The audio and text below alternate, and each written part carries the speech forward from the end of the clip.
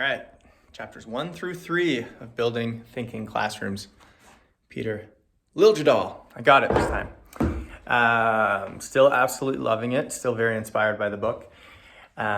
His advice was read the first 3 chapters before you try these things out. Did not follow that advice. Tried them out on Monday because I couldn't help myself. And it went great. But anyways, the first 3 chapters, so it's a very how-to book, right? 14 practical teaching methods for increasing thinking in the classroom. And these first 3 are like kind of the foundational of it, the biggest parts of it. So it's like, what questions do you ask? How do you make groups? And what kind of surfaces do kids work on?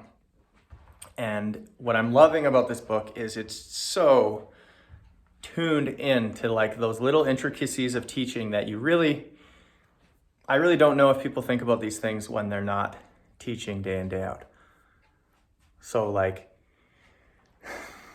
group making, for example, what's the ideal size of a group working through a math problem? Is it a pair? Is it an individual? Is it a group of 3? Is it a group of 4? Is it a group of 5? Is it a whole class? What is it?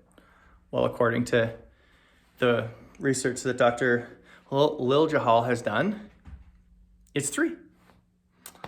I did groups of 4 on Monday before I read this chapter, not knowing. But it makes a ton of sense. It's similar, I always think about roommates. It's easier to deal with roommate situations of 3 because it's not too big, it's not too small, little mini teams don't break up. And so he has a lot of research into actually why 3 is the best, but 3 is the best. What about types of groups? Should they be mixed? Should they be streamed? Should they be social groups? How should you make groups? Should you let the kids make them? Well, according to his research, the best type of grouping is frequent, visibly random grouping, which I love because I've been doing this in social studies for a few years now. And it's just make it obvious that it's random. You can't make it random in private because kids won't believe it's random. Give out cards or pick a number from a hat or whatever it is, something quick. And then have that happen pretty often because then people don't fall into their roles of like, oh yeah, no, I'm the kid that has to get all the answers here, or I'm the dumb kid that sits in the back, or I'm the organized kid that writes things down, whatever it might be. So frequent, visibly random groups of 3.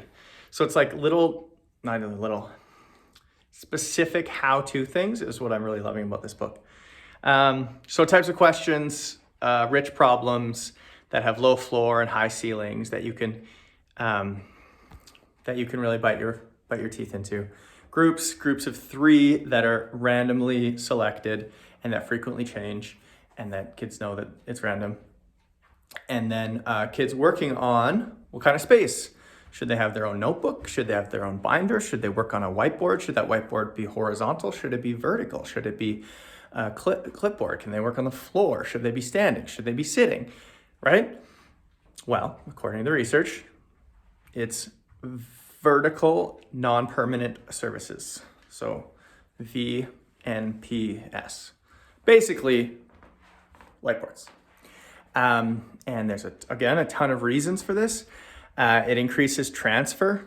So if I'm working on this whiteboard here, blah, blah, blah, blah, I can look over there and see what my classmates are doing and maybe get some idea from what they've been working on. As a teacher, it allows you to look around the room very quickly and see where you should give more feedback. Kind of all those pieces. So loving chapter 1 through 3. There's my summary. I had a little blip where I went on his website and read some of the problems and actually didn't like a lot of them. I was like, these ones aren't juicy enough for me. But then there's problems at the end of chapter 3 that I absolutely love. There's like a riddle one with shapes. It's like, the blue shape has no corners and the red shape's between the green and the brown shape. So where is each shape? And then there's one about like how many 7s are needed to write down the numbers from 0 to 100. What about how many 7s are needed from 0 to 1,000? How many zeros are needed? So that's the question that we'll do next class. And then I'm just figuring out for me whether I'm going to do this in my math, my numeracy group, my 25-minute block, or in my core math group, and kind of how and all those pieces. But absolutely loving it, and still ripping through it. I did read a few more chapters, and the one thing that's in my head that I also like did wrong. Well, that's the other thing. Nothing's did wrong. It's just best practices according to their research. And it's some pretty heavy research, so I believe it. But it's not like you did it wrong if you didn't do these things. You can't adopt every single one of these right away, but you can adopt a bunch of them. But anyways, the thing I did wrong was, okay, I had groups of 4. I didn't know what they were supposed to do when they were done. But kids come in, they're at the whiteboard. How many whiteboard markers should they have? So let's say we have a group of 3. How many whiteboard markers should they have? Well, not 3, which is what I did. They should have 1. Because if they all have their own whiteboard, it encourages parallel problem solving rather than cooperative problem solving. So you give them 1 whiteboard. Okay, well, what if, 1 whiteboard marker. Okay, but what if one kid's hogging the whiteboard marker? Well, there's 3 main ways that you can adjust this. One is like really not obvious. You go up, grab the whiteboard marker from the person who's writing, say something to them, and then just hand it off to someone who wasn't writing.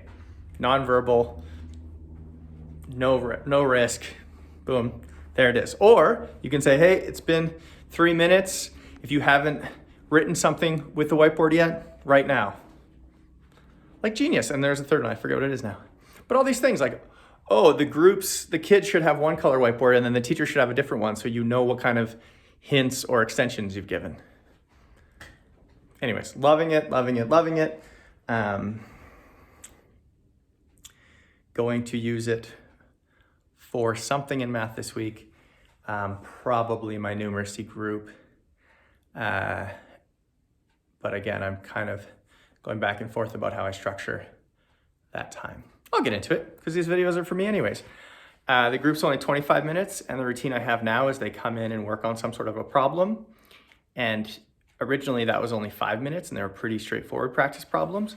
But I'm thinking of extending that to like more in the 10 to 12 minute mark and building thinking problems for that time. And then transitioning to the direct teaching where I review concepts. Yeah, that's just what I'm gonna do. So there you go. Yeah, good stuff.